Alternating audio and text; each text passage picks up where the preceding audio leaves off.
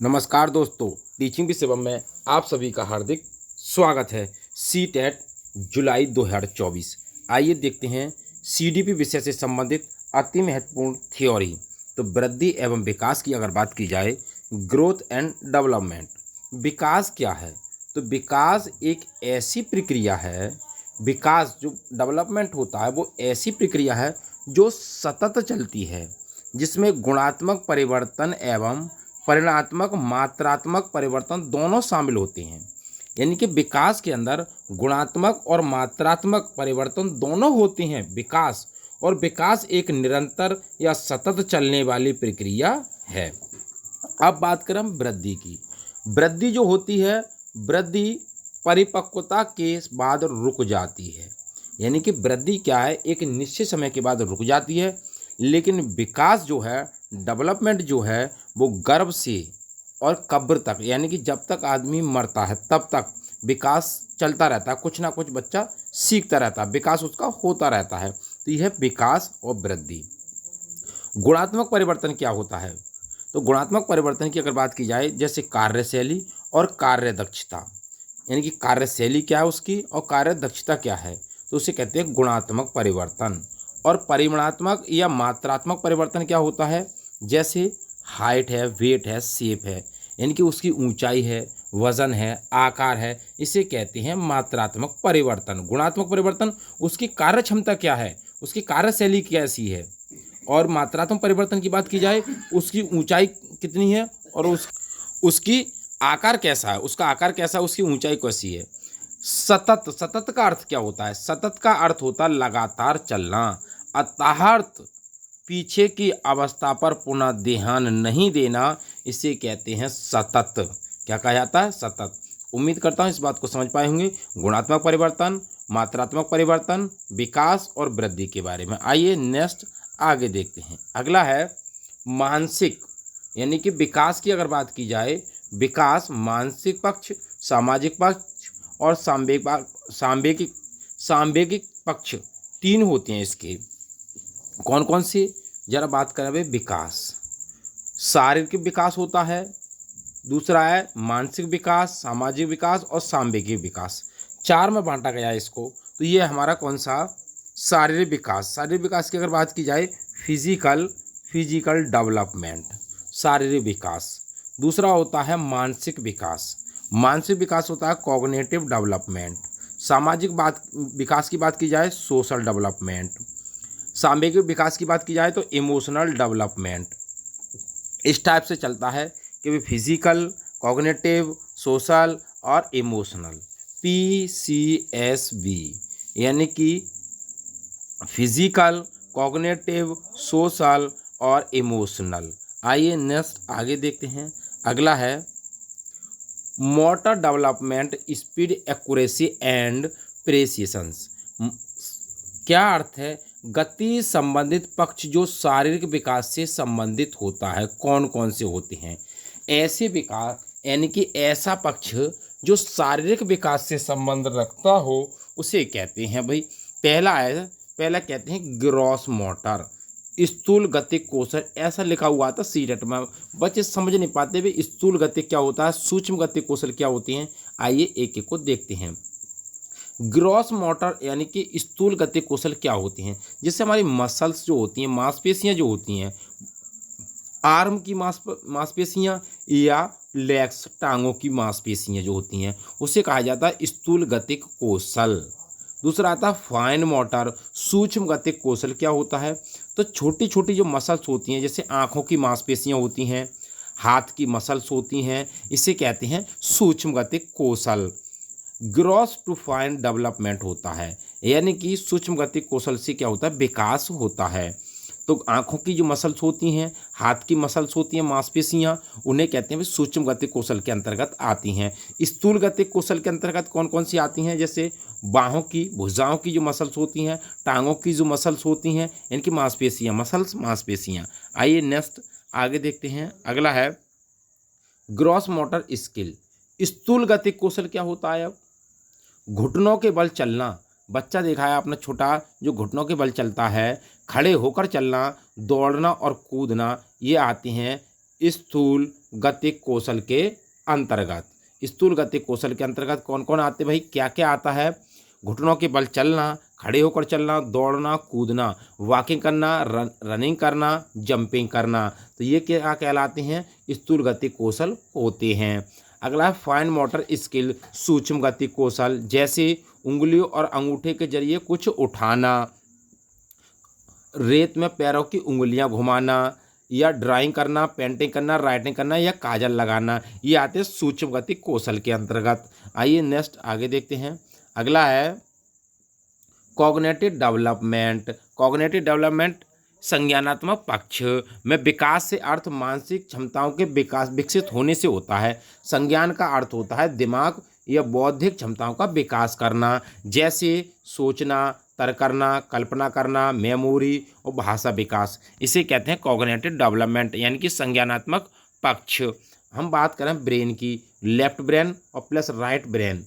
तो left brain जो हमारा होता है वो लॉजिकल होता है, यानी कि तर्क पर आधारित होता है, और राइट ब्रेन जो हमारा होता है वो क्रिएटिविटी, क्या उसकी एक्टिविटी है, क्या उसकी क्रिया है। लॉजिकल लेफ्ट ब्रेन का काम करता है भाई, क्या काम करता है? लेफ्ट ब्रेन जो काम करता है हमारा साइंस है, मैथ है, लैंग्वेज जो भाषाएं होती हैं तो लॉजिकल पर आधारित होती हैं। अब राइट ब्रेन हमारा जो होता है क्रिएटिविटी, किस चीज़ में उसकी क्रियाशील है, किस चीज़ में क्रियाशील रहता है, जैसे ड्राइंग बनाना, म्यूजिक है, डांस है, ये हमारा राइट ब्रेन का कार्य होता है। आइए नेक्स्ट अगला है सोशल डेवलपमेंट, सामाजिक विकास कौन सा होता है? अभी सामाजिक विकास की अगर बात की जाए तो समाज के अंतर्गत निहित नियमों का पालन करना इससे संबंधित होता है। इसे कहते हैं मोरल डेवलपमेंट, इसी से संबंधित होता है। जैसे अगर बात की जाए कि socialisation is a life long process start from infancy to death, मृत्यु तक, यानी कि सामाजिक विकास जो होता है हमारा सीखते जाते हैं और समाज से कुछ ना कुछ सीखते जाते हैं जब तक मृत्यु नहीं होती है। अगला है इमोशनल डेवलपमेंट, संवेगात्मक विकास क्या होता है? तो रेंस महोदय ने बताया था, रेथस के अनुसार संवेग जो होता है वो भावना है जो हमारे अंदर रंग भरती है, जो हमारे अंदर क्या भरती है? रंग भरती है। आइए नेक्स्ट अगला है वृद्धि। अब ग्रोथ की बात की जाए, वृद्धि ये विकास का ही एक छोटा हिस्सा होता है। कौन? ग्रोथ। परिपक्वता भी विकास का ही हिस्सा अर्थात डोमेन पक्ष है। कौन? वृद्धि। परिपक्वता आनुवंशिकता से संबंधित होता है, यानी कि परिपक्वता जो होती है वो आनुवंशिकता से संबंध होती है। परिपक्वता जो होती है मैच्योरिटी किससे संबंधित होती है? Highly related to the heredity, यानी कि आनुवंशिकता से इसका परिपक्वता का संबंध है। वृद्धि में क्वांटिटेटिव चेंज यानी कि मात्रात्मक परिवर्तन होता है, लेकिन गुणात्मक परिवर्तन नहीं होता। गुणात्मक परिवर्तन और मात्रात्मक परिवर्तन दोनों विकास के अंतर्गत होते हैं।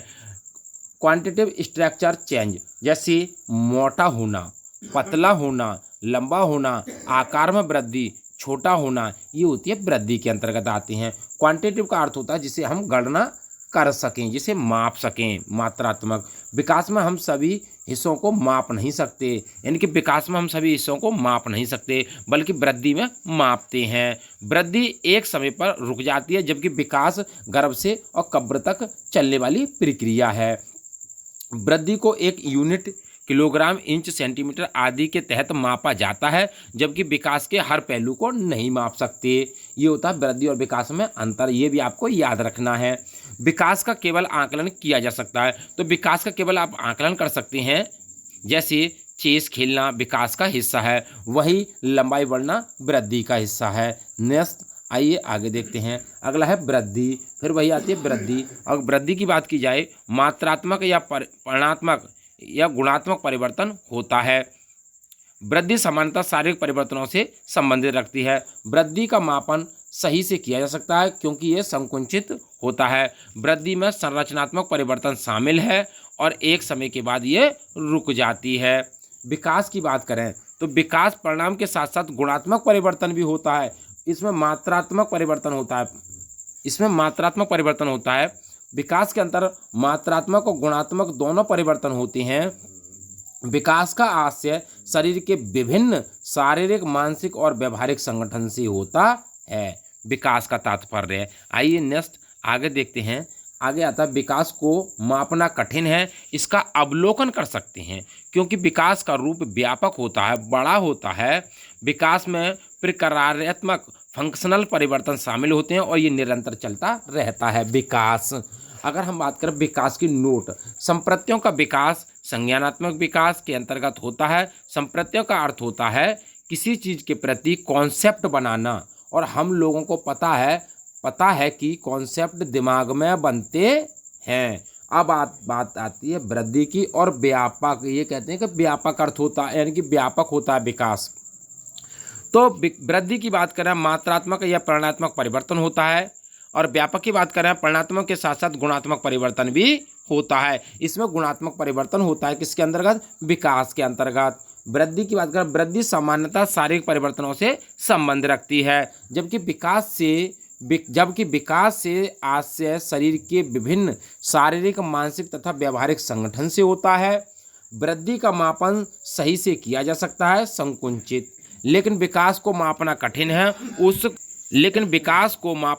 है, उसका अवलोकन करते हैं व्यापक रूप से।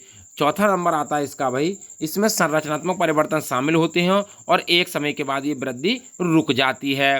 विकास के अंतर्गत इसमें प्रक्रियात्मक परिवर्तन शामिल होते हैं और ये निरंतर चलता रहता है। तो ये था वृद्धि और विकास में अंतर। आइए नेक्स्ट आगे देखते हैं।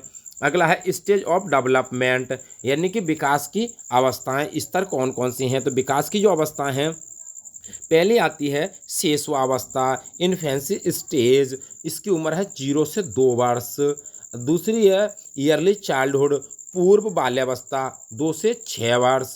तीसरी है लेटर चाइल्डहुड, उत्तर बाल्यावस्था, इसकी उम्र है 6 से 12 वर्ष। एक आती है एडल्ट स्केन, किशोरावस्था 12 से 18 वर्ष इसकी उम्र है। WHO का मानना है, नोट में आपको याद रखना है, WHO का मानना है कि 10 से 19 वर्ष का आयु में बच्चे किशोर अवस्था के अंतर्गत आते हैं, ये WHO मानते हैं।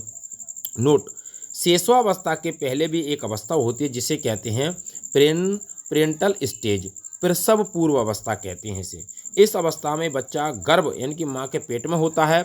इसका समय अंतराल गर्भधान से जन्म अर्थात 9 महीना या 10 महीना दिन 280 या 40 सप्ताह का होता है।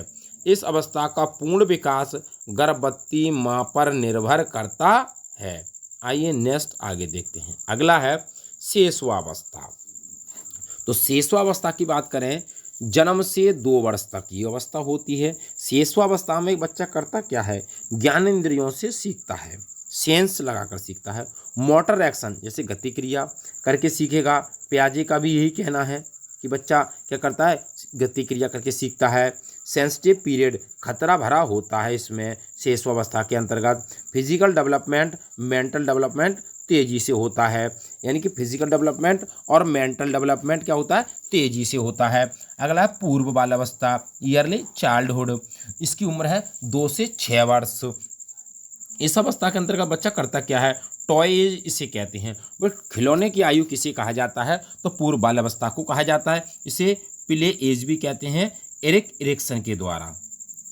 फास्टेस्ट लैंग्वेज डेवलपमेंट होता है, इसमें बच्चा भाषा को सीखने लगता है और नकल करने लगता है, नकल करके सीखता है। भाषा विकास के लिए पूर्व बाल अवस्था क्या है? अच्छी है।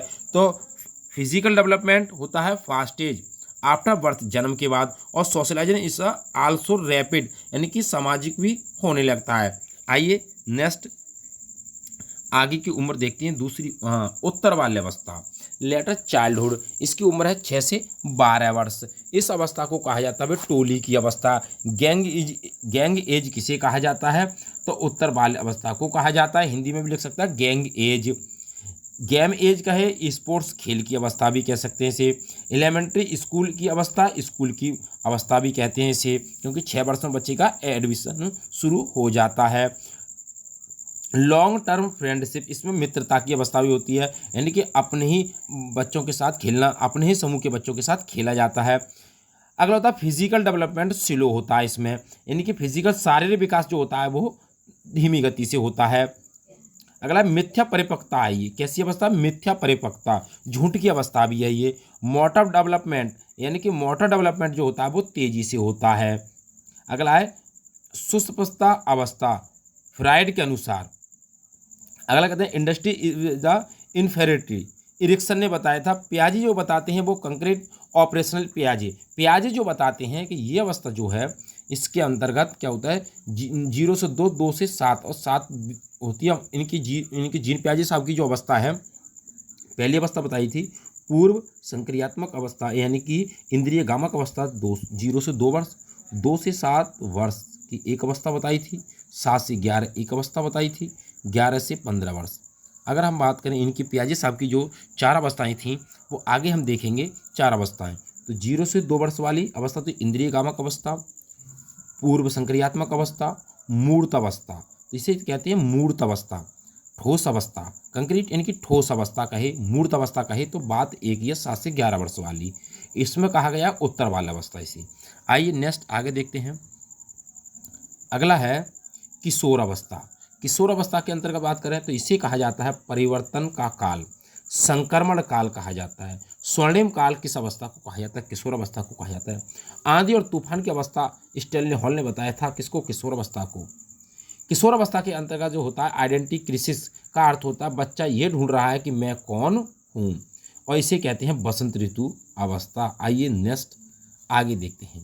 अगला है प्रिंसिपल ऑफ डेवलपमेंट यानी कि विकास के सिद्धांत। तो विकास के सिद्धांत क्या होते हैं? तो विकास जो है वो सतत है। विकास क्या है? सतत प्रक्रिया है, निरंतर चलने वाली प्रक्रिया है। विकास जो है वो क्रमिक परिवर्तन होता है। इसमें विकास की दर भिन्न भिन्न होती है। विकास की दर क्या होती है? अलग अलग होती है। विकास जो है वो सामान्य से विशिष्ट की ओर चलता है। और विकास किस बात पर निर्भर करता है? तो डेवलपमेंट जो है वो हेरिडिटी और इन्वायरमेंट पर निर्भर करता है। डी बोले तो डेवलपमेंट, एच बोले तो हेरिडिटी, ई बोले तो इन्वायरमेंट। यानी कि डेवलपमेंट हेरिडिटी और इन्वायरमेंट का गुणनफल रूप होता है। आइए नेक्स्ट आगे देखते हैं। अगला है प्रिंसिपल ऑफ डायरेक्शन यानी कि दिशा के सिद्धांत कौन से हैं? तो यह दिशा के 2 सिद्धांत बताए थे इन्होंने। एक तो था लंबवत और एक था समीपस्थ दूरस्थ। लंबवत जो होता है वो होता है शिरोदपदोन्मुखी यानी कि सिर से पैर की ओर, यानी कि पैर से सिर की ओर। जन्म के समय बच्चे का शरीर जो होता है वो 1/4 या 25% का होता है। समीपस्थ दूरस्थ जो दिशा बताई थी इन्होंने वो बताई थी केंद्र से बाहर की ओर। ये जो बताया था विकास इन्होंने सिर से पैर की ओर। आइए नेक्स्ट आगे देखते हैं।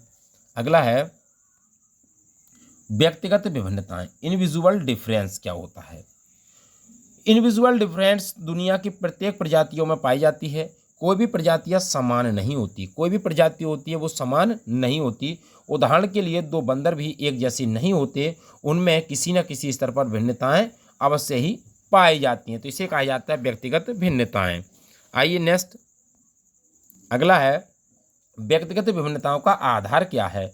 बुद्धि अलग हो सकती है, रुचि अलग हो सकती है, मूल्य अलग से हो सकता है, उनका अभिक्षमता उनकी अलग होती है, सोचने की क्षमता एप्टीट्यूड।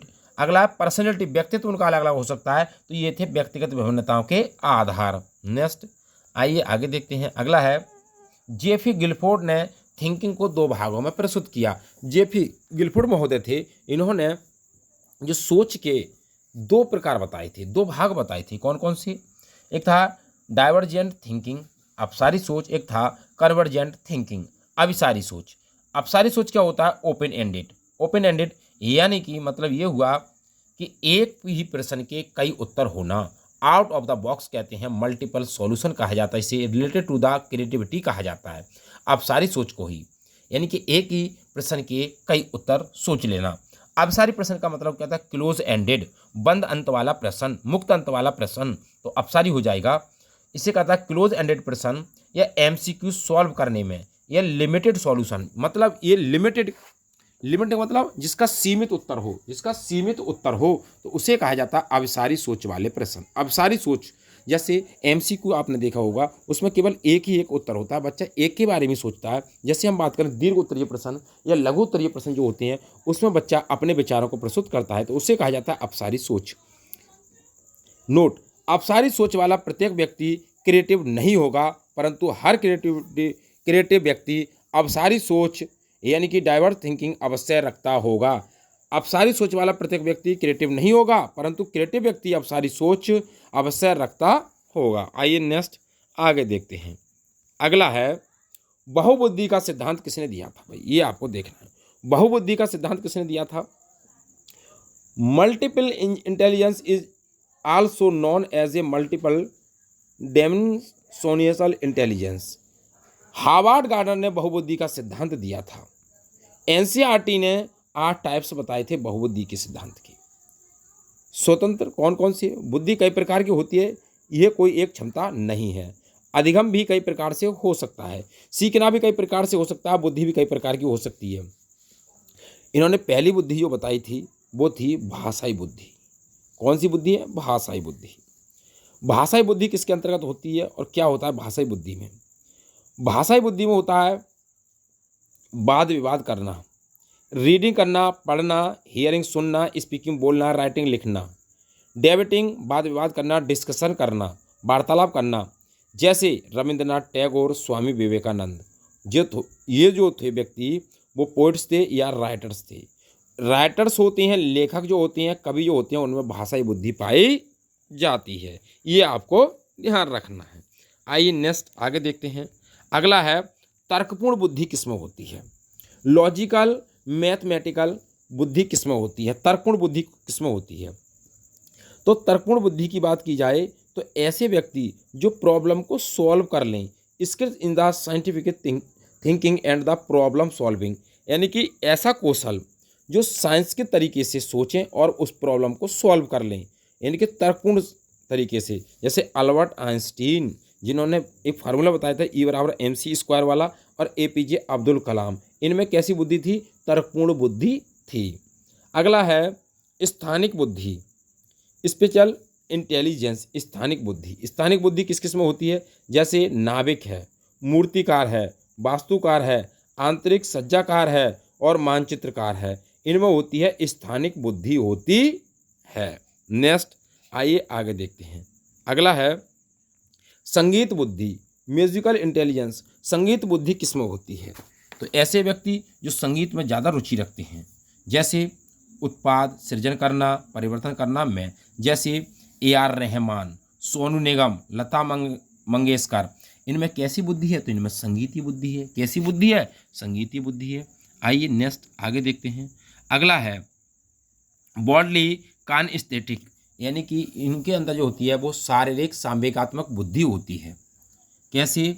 जैसे surgeon and the pilots common है, इसलिए ज़्यादा महत्व इसे स्पिरिचुअल में दे सकते हैं। जैसे खिलाड़ी जो होती हैं, जैसे एथलीट, जो खिलाड़ी जो होती हैं, डांसर जो होती है, एक्टर जो होती हैं, स्पोर्ट्स मैन जो होती हैं, इन व्यक्तियों के अंदर कौन सी बुद्धि पाई जाती है?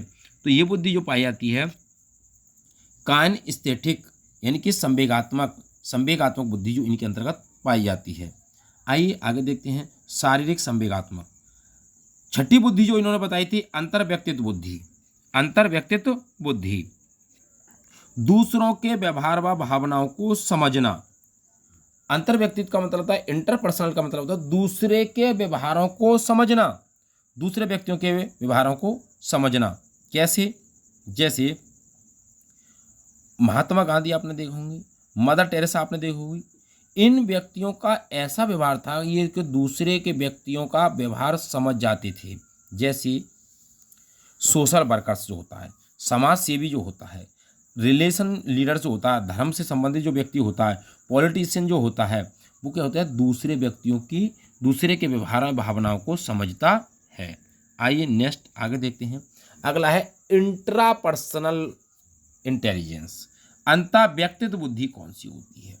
ऐसे व्यक्ति जिनके अंदर, जैसे महात्मा बुद्ध, जिनके अंदर अपने ही अंदर की बात आए, जैसे संदीप माहेश्वरी, एरिस्टोटल, सद्गुरु, फिलोसफियर, भगवान बुद्धा।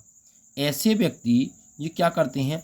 अपने ही अंतर मन में क्या होते हैं? ध्यान होते हैं, जो केवल अपने ही दिमाग को, अपने ऊपर ही, जैसे भगवान बुद्ध अपने आप में ही लीन थे। क्या थे? अपने आप में ही लीन थे।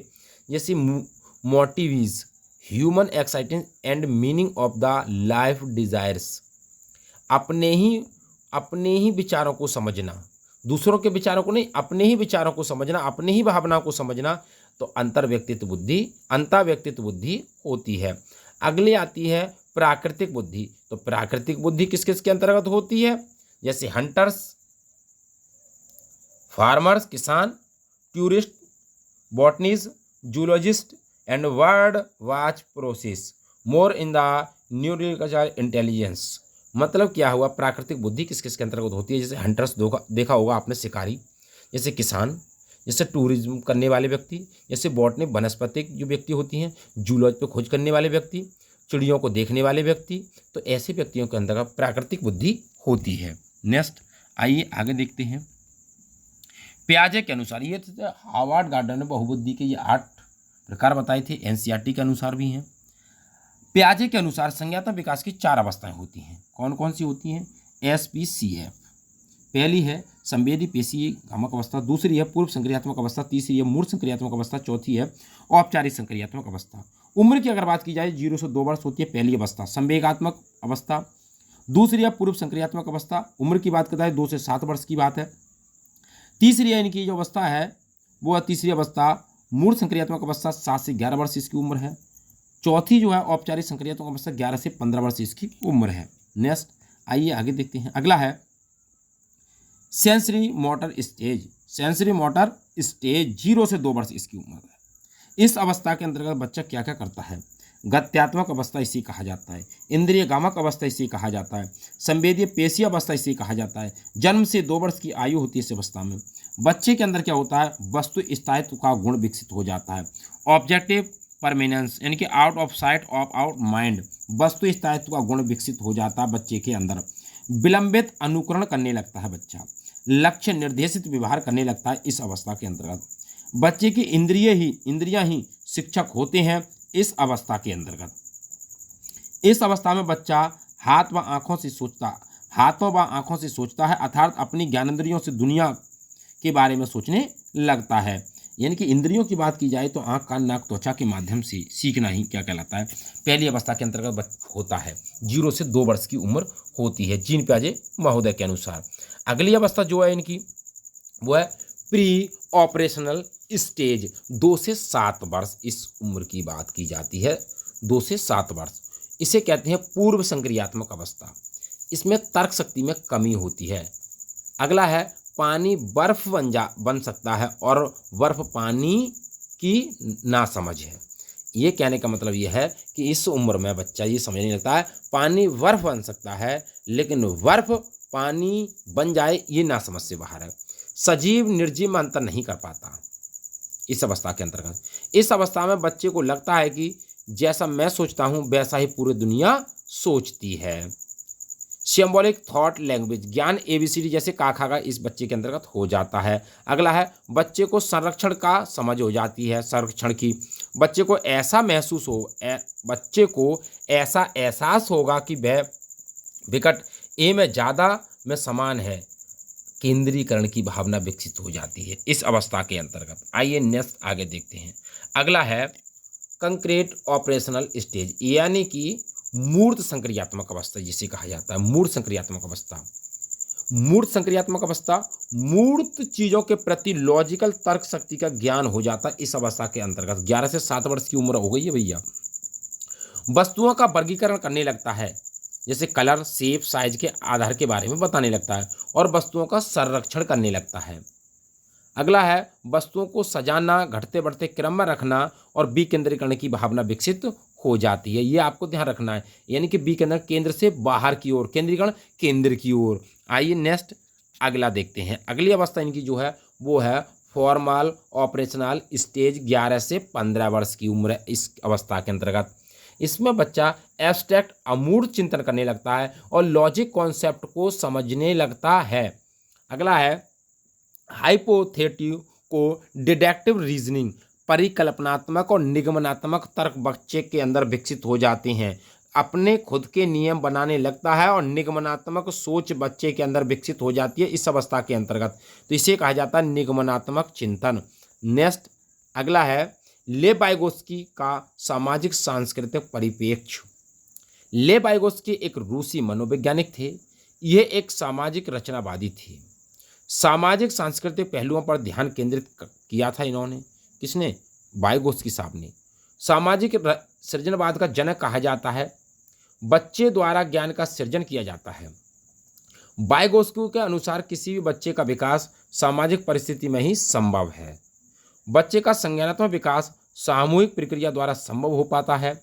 बच्चे सामाजिक अंतःक्रिया द्वारा ही सीखते हैं। वाइगोत्स्की के अनुसार विकास एक सतत प्रक्रिया है जो जीवन पर्यंत चलती है। ये बात वाइगोत्स्की ने बनाई थी कि विकास एक सतत प्रक्रिया है जो जीवन पर्यंत चलती है। विकास एक सामाजिक प्रक्रिया है जो सामाजिक अंतःक्रिया पर निर्भर करता है तथा इस सामाजिक अधिगम के फलस्वरूप संज्ञानात्मक विकास संभव होता है। अंतरीकरण की प्रक्रिया भी इन्होंने बताई थी। किसने? वाइगोत्स्की साहब ने। आइए नेक्स्ट अगला है, वाइगोत्स्की के 3 महत्वपूर्ण पहलू कौन कौन से हैं? आइए देखते हैं। सोशल इंटरेक्शन, कल्चर और लैंग्वेज, यानी कि समाज, संस्कृति और भाषा, ये तीनों चीज़ें वाइगोत्स्की से जुड़ी हुई हैं। कैसे? वाइगोत्स्की का मानना है कि भाषा का विकास सामाजिक अंतःक्रिया से होता है। वाइगोत्स्की साहब मानते थे कि भाषा का विकास जो होता है वो सामाजिक अंतःक्रिया के द्वारा होता है। भाषा व्यक्ति के लिए सबसे बड़ा यंत्र है। भाषा जो है वो व्यक्ति के लिए सबसे बड़ा यंत्र है, औजार है। इसके द्वारा हम एक दूसरे के साथ बातचीत कर पाते हैं व ज्ञान का सृजन करते हैं। ये बात वाइगोत्स्की ने बताई थी। नेक्स्ट अगला है, वाइगोत्स्की का मानना है कि भाषा का विकास सामाजिक अंतःक्रिया से होता है। भाषा व्यक्ति के लिए सबसे बड़ा यंत्र है। इसके द्वारा हम एक दूसरे के बातचीत कर पाते हैं व ज्ञान का सृजन करते हैं। सम अदर इम्पोर्टेंट टर्म्स, कुछ महत्वपूर्ण फैक्ट कौन कौन से हैं? जैसे ZPD, zone of proximal development, इसे कहा जाता है ZPD, संभावित विकास का क्षेत्र। जोन ऑफ पोटेंशियल डेवलपमेंट, ये स्कैफोल्डिंग, अस्थायी मदद, टेम्परेरी हेल्प। दूसरा है मोर नॉलेज अदर, MKO, यानी कि anybody who knows more in a particular area, expert. दूसरा अस्थायी मदद, टेम्परेरी हेल्प। आइए एक एक को डिटेल से देखते हैं क्या मतलब क्या है। ZPD स्कैफोल्डिंग, MKO क्या है? MKO फादर स्कैफोल्डिंग साइकिल को पकड़ना।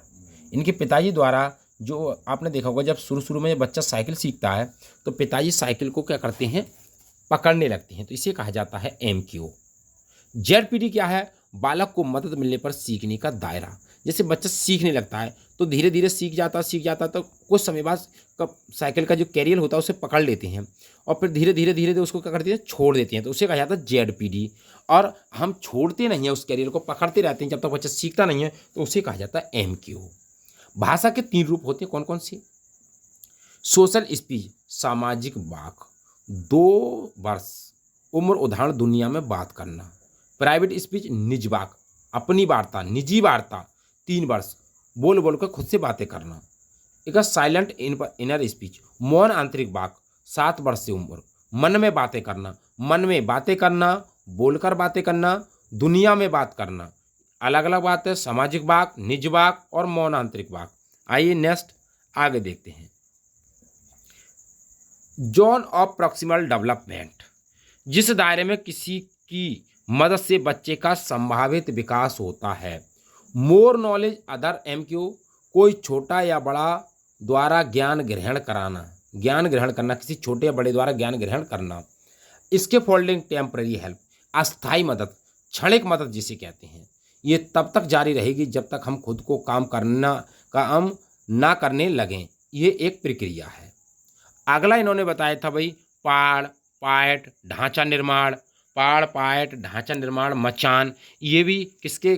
पाड़, जिसे हम लिखें पाड़ है, पायट है, ढांचा निर्माण है। क्या है? ढांचा निर्माण है।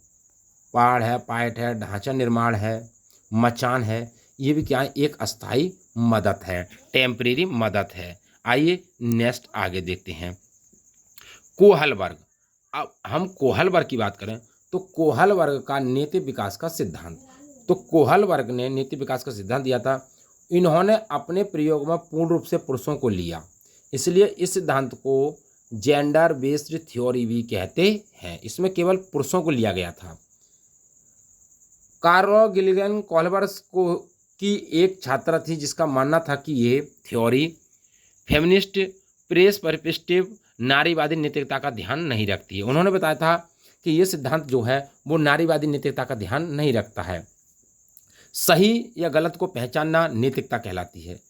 क्या सही है क्या गलत है, इसी को तो नैतिकता कहते हैं। अब नैतिक तर्क क्या होता है भाई?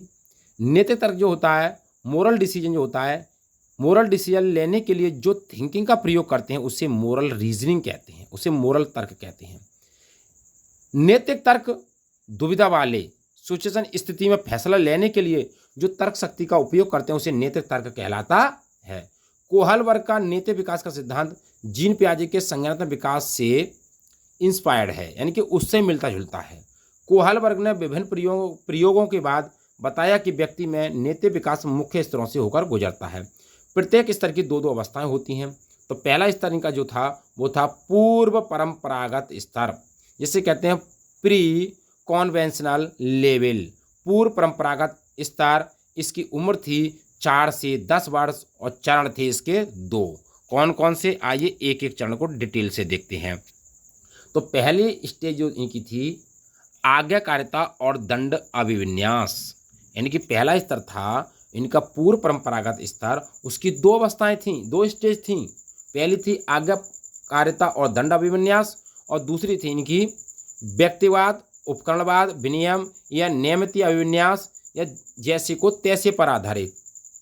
तो आज्ञाकारिता दंड क्या होता है? जैसे छोटा बच्चा है, गलती करेगा तो उसको दंड मिलेगा, तो इसे कहते हैं आज्ञाकारिता दंड अभिविन्यास।